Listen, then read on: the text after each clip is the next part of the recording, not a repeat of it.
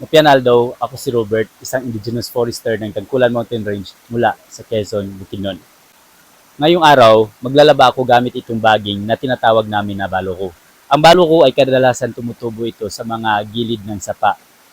Isa ito sa mga katutubong sabon na ginagamit ng aming mga kaninunuan.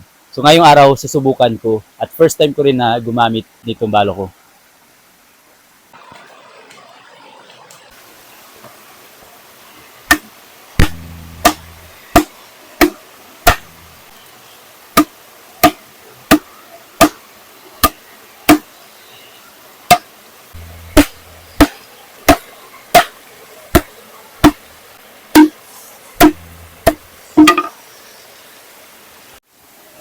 Ito na yung nadikdik ko na baloko.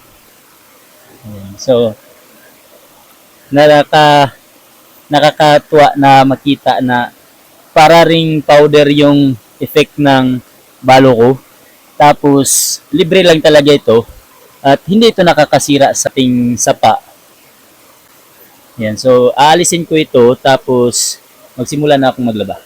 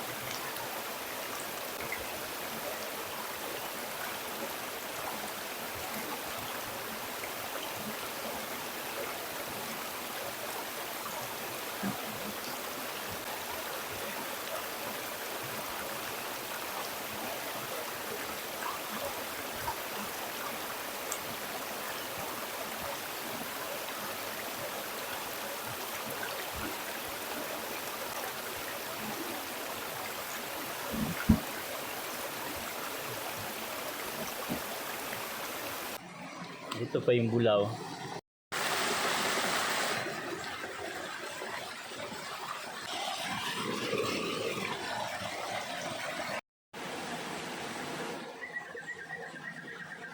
Naway payabungin natin ang pagkilala at pagpapahalaga sa mga katutubong kaalaman.